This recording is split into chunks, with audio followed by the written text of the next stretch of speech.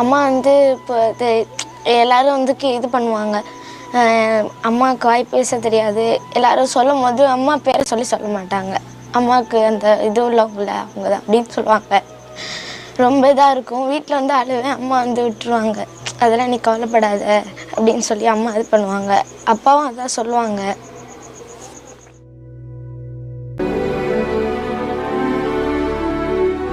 அம்மா வந்து சில நேரம் வந்து சமைக்காமல் இது பண்ணிடுவாங்க. நாங்கள் ஸ்கூல் லீவ் போட்டு கூட வீட்டில் இருந்துருவோம். படிக்க முடியாத சூழ்நிலை கூட வரும். இந்த காலை உணவு வந்து வந்தனால ரொம்ப யூஸ்ஃபுல்லாக இருக்குது எங்களுக்கு.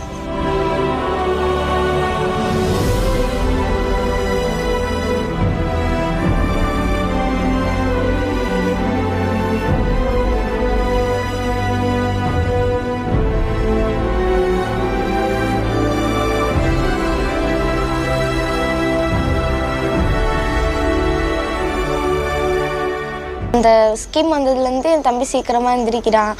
என்னை கிளப்பி விடுன்னு சொல்லி ரொம்ப ஆர்வமாக கேட்குறான். அந்த காலைல 8 மணிக்கு போகணும் அப்படின்னு. காலைல 8 மணிக்கெலாம் அங்கே போய் சாப்பிட்ருவான்.